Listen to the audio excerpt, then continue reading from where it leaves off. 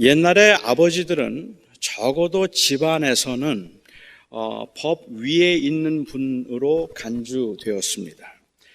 자녀들에게 9시가 넘어서는 TV를 보지 말라고 하고 아버지는 보셨습니다.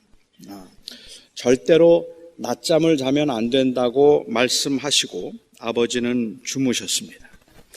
그럴 때 용기 있는 자식이 아버지에게 항의를 해서 왜 아버지는 TV를 보시느냐, 왜 아버지는 낮잠을 주무시느냐고 그렇게 따지면 대체로 맞았습니다. 그렇지 않으면 어른들은 괜찮아 라든지 억울하면 너도 나중에 아버지 되라, 뭐 이런 대답을 저희가 들었습니다. 분명히 어른과 아이 사이에는 그 차이가 있어서 차별이 되어야 함에도 마땅하고, 차별화되어야 함에도 불구하고, 왜 선생님들이 자기들은 담배를 피우면서 우리에게는 못 피우게 하느냐든지, 왜 자기들은 당구를 하면서 우리에게는 당구를 하지 못하게 하느냐고 불만을 가졌던 학생들도 있었습니다. 물론 어떤 것들은 다 터무니없는 불만이기도 했지만 저희가 학생 때 학생들 혹은 그 자녀들이 가지고 있는 기본적인 논조는 법과 규칙은 어떤 사람에게도 예외가 되어서는 안 되고 만든 사람들에게도 반드시 적용되어야 하는 것이라는 것, 이게 바로 자녀들이 가지고 있던 기본적인 논조였습니다. 이 논조가 맞다고 생각하기 때문에 요즘은 세상이 바뀌었습니다. 그래서 요즘 세상에서는 부모들이 사실 애들 눈치 보느라고 불쌍하게 살고 있습니다. 자기가 지킬 자신이 없으면 그러면 아이들에게 하지 말라는 말을 하지 못하고 초등학생들에게조차도 아버지는 예외야라는 그런 말을 하는데 힘이 없어졌습니다. 그건 아마도 우리가 살고 있는 세상이 법 앞에서는 모든 사람들이 평등하고 법을 만든 사람이라 할지라도 그 법을 반드시 지켜야 한다는 기본 논조가 우리가 살고 있는 세상에서는 그게 더 설득력이 있기 때문에 그럴 것 같습니다. 옛날 전제국가에서는 왕이 곧 법이고 왕은 법 위에 있었으니까 법을 지키지 않아도 용납이 되었습니다. 왕은 임의로 법을 바꿀 수도 있었습니다. 하지만 법치국가에 사는 사람들은 일단 법이 만들어지면 그 법을 만든 사람까지 포함해서 모든 사람들이 다 법을 지켜야 한다고 믿기 때문에 법에서 예외되는 사람들을 용납하지 못합니다. 법치국가임에도 불구하고 법을 준수하지 않고 임의대로 편법을 쓰거나 아니면 법을 마음대로 어기면서도 처벌을 받지 않아서 법 위에 있는 사람인 것처럼 행세하는 이 세도가들은 참 많은 사람들의 눈살을 찌푸리게 만들고 정말 마땅치가 않습니다. 대부분의 사람들은 이렇게 법 위에 있으려고 하는 사람들을 혐오하죠. 그런데 사실은 법 위에 있거나 아니면 그 법에서 예외되고 싶은 유혹은 굉장히 큽니다. 교회에서도 담임 목사는 교회의 법에서 항상 예외로 간주되려고 했고 거기에 법을 만들어 놓았다 할지라도 담임 목사의 상황과 담임 목사의 원함에 따라서 그 법을 어기거나 법을 바꾸거나 아니면 법을 편법으로 그렇게 이 유권 해석을 아주 애매하게 하거나 하는 일들은 얼마든지 있어서 사람들을 불편하게 만들기도 했습니다. 집에서도 가장은 법을 만들고 법을 재판하는 사람으로 법 위에 군림하려는 사람이 되고 싶어 하기도 했습니다. 법에 제한되지 않고 그리고 또한 이 법 위에 있고 싶은 것이 바로 권력의 아주 전형적인 속성입니다. 법이란 내가 사람들을 다스리기 위해서 필요한 것이지 모두의 질서를 위해서 필요한 것이라고 생각하지 않기 때문에 힘을 가지고 세상을 다스리거나 아니면 주어진 기관을 다스리는 사람들의 입장에서는 법에 매여서는 안 된다는 생각을 하게 되고, 그래서 이 권력가들은 이 법에 매이는 것은 그렇게 지혜로운 게 아니라고 생각을 하는 것 같아요. 하나님도 법을 지켜야 하는가? 이것이 유대 랍비들이 가지고 있던 고민이었습니다. 유대인들은 율법을 지킴에 있어서 아주 편법적인 요소들이 너무 많았기 때문에 율법주의에 빠졌다는 아쉬움이 있기는 하지만 하나님도 법을 지키셔야 되는가, 이런 것을 가지고 고민할 정도로 법에 대해서 진지하고 그리고 철저했다는 사실에 대해서는 참 대단한 인상적이고 그리고 많은 감동을 받게 됩니다. 한 번은 예루살렘에 있던 랍비들이 로마를 방문한 적이 있었답니다. 그때 로마의 철학자들이 예루살렘에서 온 랍비들에게 질문을 했습니다.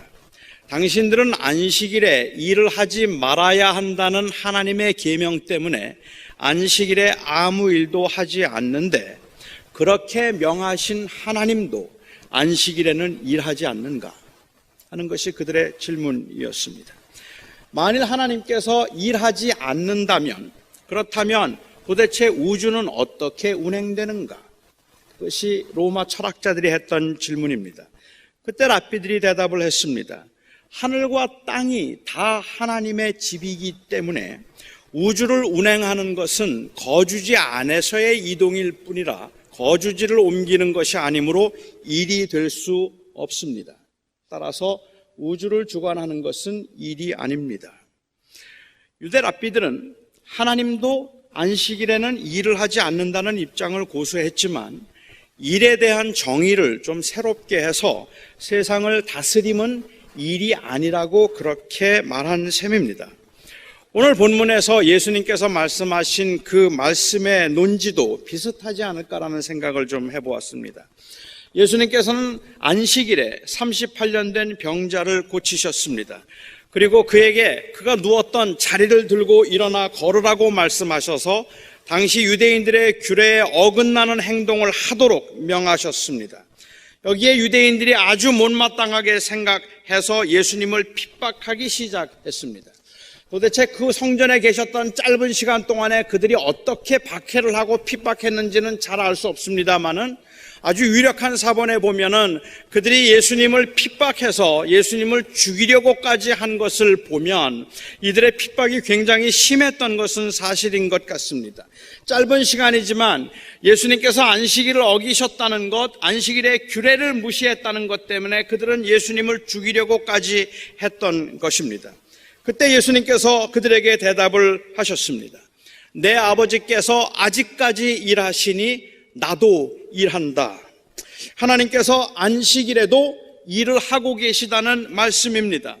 하나님이 안식일에 일을 하지 않는다고 생각하고 안식일에 일하지 말라고 말씀하신 주님께서도 안식일에는 일을 하지 않아서 그 우주를 운행하는 것은 일이 아니라고 생각하고 일하지 말라는 그 계명이 가장 중요한 핵심이라고 생각했던 그들에게 예수님께서 하나님이 아직까지 일하신다고 말씀하신 것은 사실은 굉장히 충격적인 발언이었음에 틀림이 없습니다.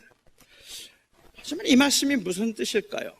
하나님이 아직도 일을 하신다니요. 그게 무슨 말씀일까요?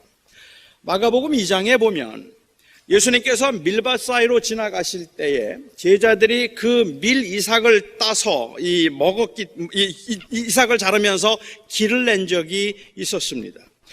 유대인들이 밀이나 혹은 그 곡식이 무릎 이상 자란 그 밭으로는 걸어가지 못하도록 했는데 그 이유는 무릎 이상 자란 그 밭으로 걸어가는 것은 그 이삭을 따는 일을 하는 것이라고 간주했기 때문에 그렇습니다.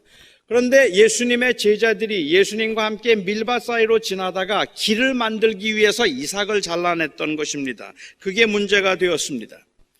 그때 주님께서 대답을 하시길, 주님께서 하신 말씀이 안식일이 사람을 위해 있는 것이요 사람이 안식일을 위하여 있는 것이 아니니 인자는 곧 안식일의 주인이다 라고 그렇게 대답을 하셨습니다. 그런데 저는 이 말씀이 너무 마음에 와닿지 않았습니다. 아니, 솔직히 저는 이 말씀이 너무 불편했습니다. 사람이 안식일을 위하여 있는 것이 아니라 안식일이 사람을 위하여 있는 것이다. 이 말이 제게 불편했던 이유는 사람이 안식일을 위해 있는 것이 아니라 안식일이 사람을 위하여 있는 것이라는 말은 마치 사람이 법 위에 있다는 말로 들렸기 때문에 그렇습니다. 사람이 법을 위해 있는 것이 아니라 법이 사람을 위해 있는 것이라는 말로 얼마나 많은 사람들이 얼마나 쉽게 법을 어기고 있는가 하는 것을 너무 잘 알기 때문에 그렇습니다. 이런 식으로 사람을 위하는 것이라고, 사람을 위한다는 이유로 이런 식이라면 어떤 법이든지 다 어길 수 있겠다고 생각하기 때문에 그렇습니다. 어떻게 법을 만들어 놓고 사람이 법 위에 있다고 말할 수 있느냐는 말입니다. 어떻게 법을 만들어 놓고 사람이 그 법 위에 있기 때문에 법은 사람을 위해 있는 것이라고 말한다면 우리가 사람을 위한 것이라는 이유로 어떤 법이든지 다 어길 수 있는 것 아닙니까? 안식일을 만들어서 안식일에 일하지 말라고 주님께서 말씀을 하셨다면, 하나님께서 그렇게 말씀을 하셨는데 예수님께서 안식일이 사람을 위하여 있는 것이지 사람이 안식일을 위하여 있는 것이 아니라고 말씀하시면 이 말씀은 마치 안식일에 무슨 일인지 해도 된다는 의미처럼 들리기 때문에 저는 이 말씀이 마음에 걸렸습니다. 굉장히 불편했습니다. 하지만 주님께서 이 말씀을 살펴보면 주님께서는 한 번도 법을 어기신 적도 없었고 주님께서는 한 번도 법을 무시한 적이 없었습니다. 마가복음에 기록된 이 사건의 경우도 유대인들이 가지고 있던 법에 대한 잘못된 이해를 시정해 주신 것이라고 저는 생각하고 이 말씀을 조금 구속적인 의미에서 주님께서 재해석하신 것이라고 저는 이해를 합니다. 그러면 좀 마음이 편해지는 것 같아요. 이 부분과 관계되어 있는, 그래서 곡식 그 무릎 이상 자란 곳으로는 걸어가면 안 된다고 말했던 그 관계된 율법은 사실 신명기 23장 25절에 있는 말씀입니다. 신명기 23장 24절과 25절에 있는 말씀을 보면 참 재미있는 말씀이 있어요. 남의 포도밭에 들어가서 포도를 따서 먹는 건 괜찮지만 포도를 그릇에 담아오면 안 된다. 그러니까 남의 포도밭에 들어갈 때 그릇만 가져가지 않으면 배불리 먹고 와도 된다는 말이에요. 남의 밭에, 밀밭에 들어갈 때 이삭을 따도 되지만, 그렇지만 낫을 대면 안 된다는 말씀이 있습니다. 네 이웃의 곡식밭에 들어갈 때는 내가 손으로 그 이삭을 따도 되느니라. 그러나 내 이웃의 곡식밭에 낫을 대지 말지니라. 이 말씀은 결국 가난하고 배고픈 사람들이 허기진 배를 채우기 위해서 포도밭에 들어가거나 아니면 밀밭에 들어가서 자기의 허기진 배를 채우기 위해서 곡식을 따먹는다면 용납해 주라는 말입니다. 그것을 허락해 주어야 된다는 말인데, 이 말은 사실은 그런 의미라면 안식일의 경우에도 사람이 배가 고파서 허기진 배를 채우기 위해서 이 곡식을 따는 것이라면 그거는 허락되었다는 말입니다. 다시 말씀드리면 이 허기진 배를 채우는 것은 일이라고 간주가 되지 않았었는데 유대인들은 나름대로 일에 대한 아주 엄격한 규례를 만들어서 사람들이 가지고 있던 그 진정한 의미에서의 자유와 특권을 오히려 무거운 규제로 만들어버린 셈입니다. 그래서 주님께서는 그것은 율법을 어긴 것이 아니라고 말씀을 하시면서 안식일의 주인은 곧 인자라고 말씀을 하셨습니다. 예수님은 안식일의 주인이기 때문에 안식일에 아무렇게나 해도 된다는 의미에서 예수님이 안식일의 주인이라고 말씀하신 것이 아니라 안식일의 진정한 의미와 의도가 무엇인가를 규정하는 분이 예수님이시라는 의미로, 그리고 또한 죽음과 부활을 통해서 이 안식의 진정한 의미를 완성하신 분이 바로 예수님이라는 의미로 예수님께서는 인자가 안식일의 주인이라고 하셨습니다. 예수님이 안식일의 주인이라고 하신 이 말씀을 이렇게 이 구속사적으로 이해하기 위해서는 하나님께서 안식일에 일을 하지 말라고 명하셨던 그 의도가 무엇인가 하는 것을 살펴보는 것이 중요한데, 저는 요한복음 5장이 그 답을 제시하고 있다고 생각합니다. 예수님은 아버지께서 아직도 지금까지 일하신다고 했고, 그래서 예수님도 일하신다고 했습니다. 이 말씀이 당시 사람들에게도 그리고 오늘 이 자리에 있는 저와 여러분에게도 굉장히 난해한 이유가 있다면 안식과 일을 서로 대조되는 개념이라고 이해하고 있기 때문에 그렇습니다. 그러니까 사람들은 일을 하지 않는 것이 안식이라고 생각합니다. 더 나아가서 일을 하기 위해서는 움직여야 하니까 가능한 한 움직이지 않고 가능한 한 아무것도 하지 않고 있는 것이 그것이 안식이라고 생각하고, 그렇게 생각한 사람들이 까다롭게 안식일 규례들을 만들어서 사람들로 하여금 아무것도 하지 못하도록 만들고 있는데, 예수님께서는, 아버지께서는 지금까지도 일하고 계시다라고 말씀을 하신 것입니다. 성경에서는 사실 이 안식일을 거룩하게 지키라는 출애굽기에 이 계명이 주어졌을 때, 그때 주님께서 말씀하시기는 하나님께서 6일 동안 세상을 지으시고 7번째 되는 날 안식하셨다. 그래서 그러므로 너희도 6일 동안 일하고 7일째 되는 날은 일하지 말지니라라고 이렇게 말씀을 하셨습니다. 그러니까는 이 말을 바꿔 이야기하면 하나님께서 7일째 되는 날 모든 것을 쉬고 안식하셨다는 그러한 의미이고, 그래서 우리가 안식해야 된다는 말입니다. 하지만 여러분 한번 생각해 보십시오. 하나님께서 6일 동안 세상을 창조하시고 7일째 되는 날 쉬셨다는 말이 무슨 의미일까요? 그러면 하루를 쉬시고 그 다음 날부터 다시 또 일을 하셨다는 말입니까? 6일 동안 세상을 지으시고 7일째 되는 날 잠깐 쉬셨다가 8일째부터 세상을 다스리는 일을 다시 시작하셨다는 의미일까? 6일 동안 하나님께서 세상을 창조하셨다는 말의 의미가, 그리고 안식하셨다는 말의 의미가 부동의 상태로 들어갔다는 의미도 아니고, 하루를 쉬셨다가 다시 창조 활동을 시작하셨다는 의미가 아니라면, 하나님의 안식이라는 것은 창조된 세상을 다스리고 창조된 세상을 누리는 것, 그것이 바로 하나님의 안식의 시작이고 안식입니다. 창조된 세상과의 관계를 즐거워하며 그리고 또한 그 관계를 누리는 것이 바로 하나님의 안식이었다는 말입니다. 그 하나님의 시작하신 안식을 가리켜서 예수님께서는 하나님께서 지금까지 일하신다고 말하고 있는 거죠. 그러니까 하나님께서 안식일에 아무 일도 하지 말라고 하신 것은 아무것도 하지 말고 무조건 쉬라는 말이 아니라, 피조물로서 하나님의 주대심과 다스리심을 인정하고 이를 즐거워하라는 의미입니다. 모든 계명과 다 마찬가지로 안식일의 계명이 주어진 것은 타락의 결과입니다. 인간이 타락하지 않았더라면 살인하지 말라, 간음하지 말라는 계명도 주어지지 않았겠지만, 인간이 타락하지만 않았더라면 너희는 6일 중에 하루를 쉬어서 거룩하게 하라는 이 계명도 주어지지 않았을 것이라고 생각합니다. 하지만 인간이 타락했기 때문에 하나님을 떠난 하나님의 백성들이 다시 하나님과 언약을 맺으면서 일주일에 하루를 정해서 하나님이 우리의 주되심을 고백하고 언약의 기쁨을 누리도록 하셨고, 하나님께서 그렇게 하루를 구별하여서 언약의 기쁨을 누리도록 하심은 우리가 예수 그리스도의 오심으로 그의 죽음과 부활을 통하여서 완성하실 영원한 나라에서의 그 안식에 들어가도록 하기 위한, 그 안식을 누리도록 하기 위한 바로 표시였다는 말입니다. 그래서 5장 19절 이후에 기록된 내용들을 보면 안식이란 결국 생명을 의미하고 사망으로부터의 옮김을 의미하고, 안식은 곧 부활이라는 말씀도 하고 계시는 겁니다. 창조를 마치신 제7일째가 아닌 주님께서 부활하신 첫 번째 날을 교회가 구별하여서 모임을 갖고 예배를 하는 이유 중에 하나도 창조를 마치고 시작하신 안식의 의미가 예수 그리스도의 부활을 통하여서 완성되었기 때문에 그렇습니다.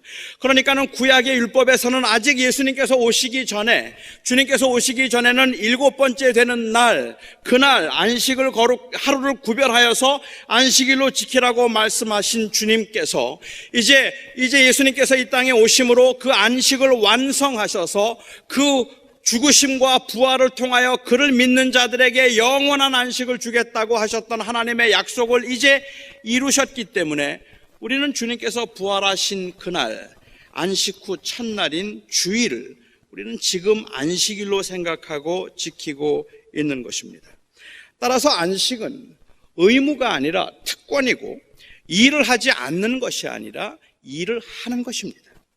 하나님께서 안식일에 아무 일도 하지 말라고 하셨는데 아무 일도 하지 말라고 말씀하신 것은 타락한 세상에서 사람들이 자기가 주인이 되어서 수입과 그리고 소유에서 안전을 찾고 성공을 추구하려고 하는 이 죄성에 대한 저항입니다.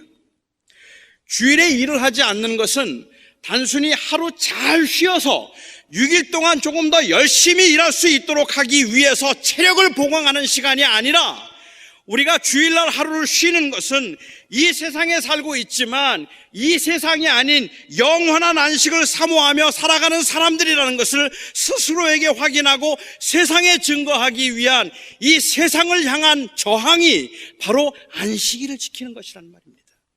그러니까 우리가 주일날 일을 하지 않는 것은 그냥 단순히 율법적 규례 때문에, 일을 하면 하나님께서 벌을 주시고 일을 하지 않는 자에게는 하나님께서 복을 주시기 때문에 복을 받기 위해서 일을 하지 않고 예배를 하고 있는 것이 아니라, 너무 피곤하고 너무 힘든 상황이지만 사실은 6일 동안 파김치가 되도록 일했던 여러분들이, 온몸이 상하고 정말로 피곤한 여러분들이 오늘 하루는 딱 쉬었으면 좋겠다 싶지만, 그 피곤한 몸을 이끌고 오늘 이 자리에 와서 앉아서 여러분들이 저와 함께 예배를 하는 이유가 있다면, 그것은 바로 그냥 하루를 오늘 쉬어야 되는데 여기 와서 쉬는 게 쉬는 겁니까? 하루를 푹 쉬면 내일부터 일을 잘할 수 있는데 오히려 더 피곤한 날. 저희 어머님이 그러시더라고요. 주일날 교회 갔다 오면 더 피곤하다 그랬어요. 근데 여러분도 그러실 것 같아요. 그렇죠? 집에서 그냥 TV 보고 쉬면, 가벼운 운동하고 맛있는 거 먹고 그러면 나머지 6일을 일하는 데 있어서는 그게 훨씬 나아요. 그런데 주일날 예배 한번 참석하고 가면 그냥 앉았다 가는 것 같은데 이게 보통 피곤한 거예요. 정말 피곤합니다. 사람을 많이 봐서 그런 것 같기도 하고, 아니면 딱딱한 데서 힘든 설교를 듣느라고 머리가 너무 복잡해서 그런 것 같기도 하고, 뭐 어떤 이유에서든지 아무튼 주일은 피곤해요. 그런데 왜 우리는 하루를 구별해서 안식할까? 우리가 하루를 이렇게 구별해서 그 피곤한 몸으로 육체의 쉼을 위해서라면 이 자리가 아니에요. 그런데 우리가 이 자리에 이렇게 나와 있는 이유는 우리가 소망하는 것이 이 땅에 있지 않다는 고백을 하고 싶어서입니다. 우리가 하루를 쉬는 이유가 있다면 그 이유는, 하나님, 세상에 살면서 하루도 일해서 돈을 벌면 도움이 되겠지만, 그렇지만 저는 그것을 의지하지 않겠습니다라는 그 믿음의 고백을 하고 있는 겁니다. 오해 마십시오. 어떤 분들은 주일날 일을 해야만 하는 상황도 있을 거라고 생각합니다. 저는 그것도 정죄하고 싶지가 않습니다. 일을 해야 되는가 하지 말아야 되는가 하는 것의 문제가 아니라, 저는 이것은 우리의 신앙의 고백의 문제라고 생각을 합니다. 안식일에 예배를 하는 건 의무가 아닙니다. 우리는 주님의 부활로 인해서 토요일에서 주일로, 안식일이 주일로 바뀌었다고 우리가 믿으니까 그 전통대로 우리는 그래서 부활하신 날 우리가 예배를 하니까, 우리가 그냥, 제가 안식일이라는 표현보다 주일이라는 표현을 계속해서 써도 좋을 것 같기는 해요. 주일에 돈을 벌면, 일을 하고 돈을 벌면 이 벌을 받고, 주일에 피곤하지만 예배를 하면 복을 받는 게 아닙니다. 옛날에는 주일날 교회에 빠지면 교통사고가 난다든지 아들이 다리가 부러진다든지 그런 일들이 발생해서 주일날 예배를 빠지면 큰일 나겠구나라고 생각을 하신 분들이 가끔 계셨습니다. 근데 처음 빠질 때만 그렇고 자꾸 빠지면 또 별일 없어져요. 그러니까 이게 자꾸 빠진다고 하나님께서 벌을 주셔서 그 벌이 무서워서 교회를 나오는 것도 아니고, 그리고 또 예배 참석하면 복을 받기 때문에 하나님께서 복을 주실 것이라서 그렇게 하는 것도 아니라고 생각합니다. 만일 정말 그렇게 생각해서 복을 받기 위해서, 그리고 벌을 면하기 위해서 주일을 지키고 예배를 한다면 우리는 우리의 궁극적인 안식을 또다시 세상에 두는 것 말고는 아무것도 아닙니다. 그냥 우리는 또 이 땅에서 어떻게 잘 살 수 있는가 하는 것만 생각하는 것이 되겠죠.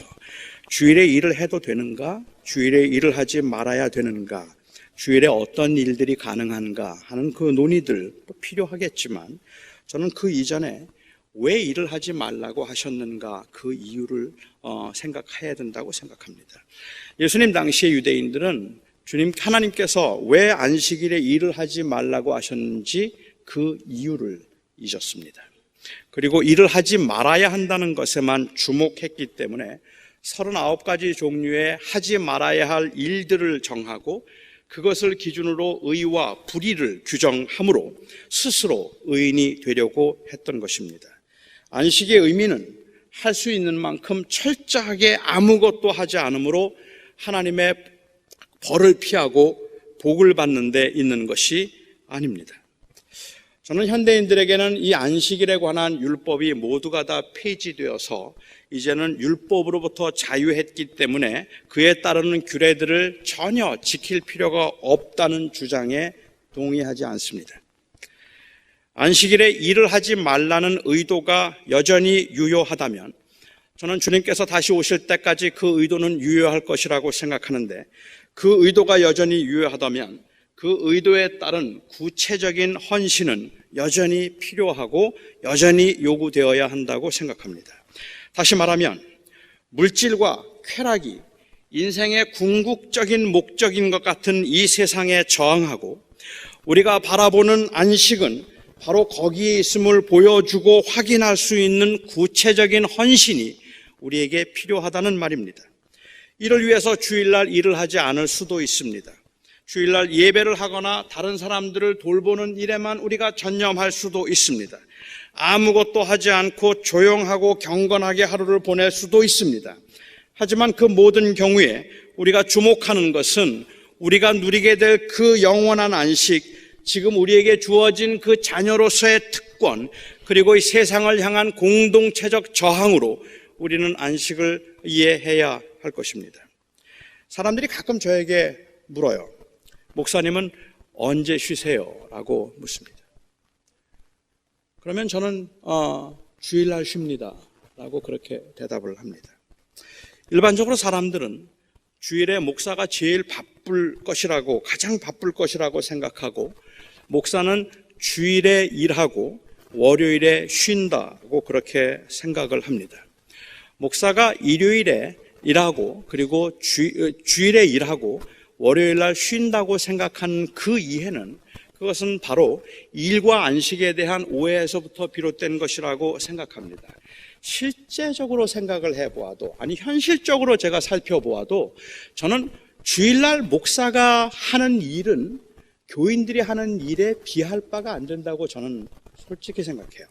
어떤 교인들의 경우에 있어서는 정말로 존경스러울 만큼 월요일부터 이 토요일까지 직장에서 아침부터 저녁 늦은 시간까지 힘들게 일하고 수고하고 그리고 땀 흘리고 정말 하루만 쉬었으면 좋겠다는 그러한 생각이 들 만큼 온몸이 지쳐있는 상태에서 저희 교회 일부 어떤 분들은 저보다 교회 일찍 나오십니다. 주일이면 아침에 일찍 나와서 청소하고 식당 봉사하고 주차 봉사하고 예배 참석하고 예배 안내하고 또 예배 참석하고 난 다음에 구역 모임하고 끝나고 난 다음에 또 무슨 모임하고 무슨 회의하고 저녁에 한 5시, 6시쯤 들어가는 분들을 보면서 저분들은 주일이라서 쉬는 거고 나는 일하는 거라고 생각하기에는 일로 따지면 여러분들이 더 일을 많이 해요.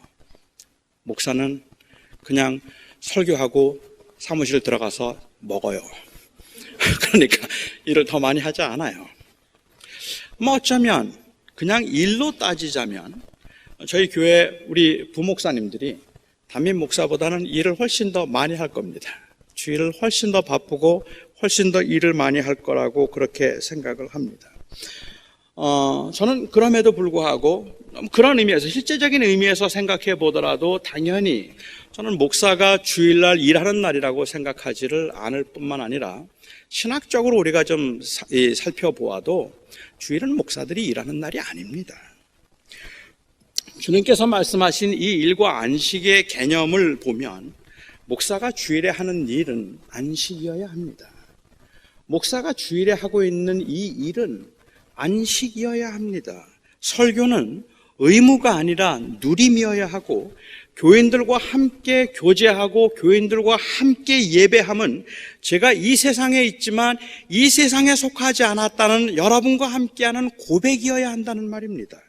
주님이 말씀하신 안식은 노는 것도 아니고 일하지 않는 것도 아니고 나만의 시간을 가지는 것도 아니고 구별된 시간과 구별된 행동을 통해서 우리가 주님의 것임을 확인하고 그 안에 거하는 것, 그것이 바로 안식이기 때문에 그렇습니다.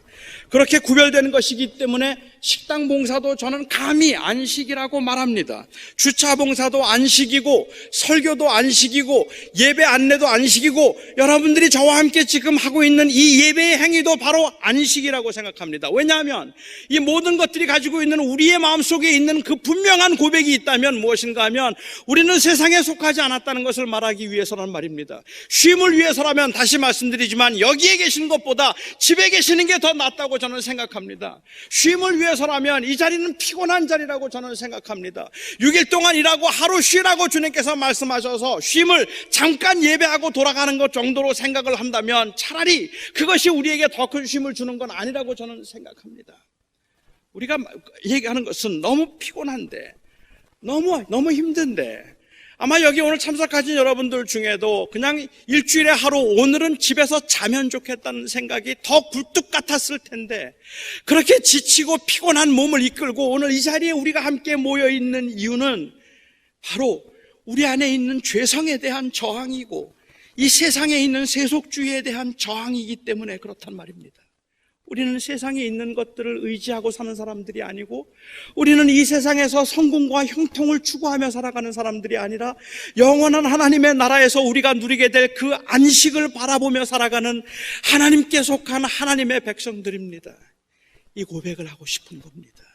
이 고백을 붙들고 싶은 겁니다. 그래서 피곤하지만 여러분들이 이곳에 와서 하는 그 예배가 저는 단순히 피곤함 뿐만 아니라 진정한 의미에서 안식이고 우리의 몸도 쉬게 할 수 있는 시간이라고 생각합니다. 주일에 우리가 이렇게 모여서 예배함은 세속적 가치에 대한 저항이고 천국 백성이라는 정체성의 확인이고 그리고 또한 우리가 이 하나님의 나라를 주목하고 있다고 하는 그러한 우리들의 믿음의 고백인데 목사가 이 일을 돈벌이로 생각하면 오늘 하루 열심히 일하고 월요일날 쉬어야죠. 그렇지만 이것을 목사가 돈벌이로 생각을 하거나 교인들이 축복받는 수단이라고 여긴다면 아무것도 하지 않으므로 자기의 의의를 세우고 다른 사람들과 차별되어서 대접받으려고 했던 바리새인들의 행위와 크게 다르지 않을 것입니다. 한번 진지하게 생각해 보시기 바랍니다. 우리가 주목하는 것은 이 세상이 아니라 영원한 하나님의 나라임을 우리 스스로 어떻게 고백하며 어떻게 확인하며 세상에 어떻게 알리시겠습니까? 성도들이 함께 모여서 우리의 주 되신 예수 그리스도를 예배하고 성도들이 함께 모여서 떡을 떼며 교제하고 이 험한 세상에서 어떻게 믿음을 지키며 살 수 있을까를 사도들에게 배우며 함께 기도하는 것보다 합당한 것이 있겠습니까? 율법적 차원이 아니라 구속적 차원에서 주일의 예배와 모임, 섬김은 저는 지극히 합당하다고 생각합니다. 주님의 은혜 안에서 오늘 저는 오늘의 우리 예배와 섬김을 통해서 우리가 장차 누릴 영원한 안식을 우리가 고백하고 확인하고 붙들 수 있기를 바랍니다. 구별된 시간을 통해서 우리는 세상에 있지만 세상에 속하지 않은 사람들이라는 것을 우리가 다시 한번 알릴 수 있기를 바랍니다. 그것이 하나님께서 하신 일이고 그것이 예수님께서 완성하신 일입니다. 이제 그것이 우리의 일입니다. 이제 예수님께서 일하시고 하나님께서 아직까지 일하시니 예수님이 나도 일한다 말씀하시고 그래서 예수님께서 그 죽음을 통하여 우리에게 생명을 주시고 우리에게 안식을 주셨습니다. 그 안식을 누리고 있는 우리들이 주님이 오시는 그날까지 영원히 안식을 누리게 될 그날까지 우리가 해야 될 일이 있다면 무엇일까? 사랑하는 성도 여러분, 쾌락주의에 저항하십시오. 물질 만능주의에 저항하십시오. 편협한 이기주의에 저항하시기 바랍니다. 우리 안에 있는 욕심과 아니라매 저항하시기 바랍니다. 우리가 이 세상에 살고 있지만 세상에 속하지 않았음을, 우리가 궁극적으로 추구하는 것은 잠시 있다 없어지는 것이 아니라 영원한 것임을 세상을 향해 고백하시기 바랍니다. 그게 바로 오늘 우리가 이 자리에 있는 이유입니다. 그게 바로 우리가 함께 모여서 예배하는 이유입니다. 사랑하는 성도 여러분, 한 주간 동안 참 고되게 사셨습니다. 그리고 많이 지쳤으리라고 생각합니다. 저는 오늘 하나님께서 여러분들의 몸과 마음을 위로해 주시고 쉼이 있었으면 좋겠고, 교회도 가능하면 일을 많이 하지 않고 사역이 많지 않아서 사실은 주일이 많은 분들에게 그냥 넉넉한 육체적 쉼도 줄 수 있으면 좋겠다는 생각은 저에게 간절합니다. 하지만 우리의 몸과 마음이 많이 지쳐 있기는 하지만 우리가 오늘 이 예배를 통해서 다시 한번 우리의 가슴을 뜨겁게 만들고 싶은 고백은, 하나님, 우리는 이 세상에 속하지 않았습니다 하는 그 고백입니다. 그 고백 때문에 여러분들의 영혼이, 그리고 여러분들의 삶이 진정한 자유를 얻을 수 있기를 바랍니다. 비록 가난하지만, 비록 아프지만, 비록 일주일 동안도 그 염려와 근심으로 한 주간을 살아야 됐지만, 우리가 오늘 함께 예배하는 시간을 통해서 우리가 누리게 될 그 안식을 바라봄으로 여러분들의 마음속에 하나님의 위로가, 하나님의 은혜가 충만하기를 바랍니다. 참 힘들게 한 주간 지나셨습니다. 하지만 주님께서 오늘 이 예배를 통해서 여러분들의 심령을 위로하시고 회복시켜 주실 것입니다. 기도하겠습니다. 은혜로 오신 아버지 하나님, 우리 사랑하는 성도들이 지난 일주일 동안도 정말 피곤하게 곤고하게 한 주간을 살았습니다. 오늘 이 자리에 나오면서도 많이 망설였던 분들도 또한 계실 것입니다. 너무 피곤해서, 그리고 너무 많이 지쳐서 그냥 오늘 하루는 집에서 쉬었으면 좋겠다는 마음도 우리 사랑하는 성도들에게 있었을 것입니다. 하나님, 그럼에도 불구하고 그 피곤한 몸을 이끌고 이 자리에 나오면 그냥 단순히 오늘 안 나가면 벌을 받을 것 같아서이거나, 오늘 여기에 안 오면 하나님께서 복을 주지 않으실 것 같아서가 아니라, 우리가 이 땅에 살고 있지만 우리는 영원한 안식을 앙망하는 자들이기에, 하나님, 우리가 그래서 다시 한번 우리의 심령이 진정한 쉼을 얻기를 원하는 간절한 마음으로 오늘 이 예배에 참석했습니다. 하나님, 우리 사랑하는 그 성도들, 일주일 동안 그 세속의 물결 가운데, 그 험한 풍파 가운데 믿음을 지키며 오늘도 이렇게 주일에 주님 앞에 예배하기 위해서 모인 우리 사랑하는 성도들을 주께서 위로하여 주시옵소서. 하나님께서 그 마음에 새로운 확신과 힘을 허락하여 주시옵시며, 주께서 은혜를 베푸시사 아버지 하나님, 정말로 많은 문제들이 있지만 그 가운데도 하늘에서 오는 그 하늘의 평화가 그 마음을 주도하게 하여 주시옵소서. 예수님의 이름으로 간절히 기도하옵나이다.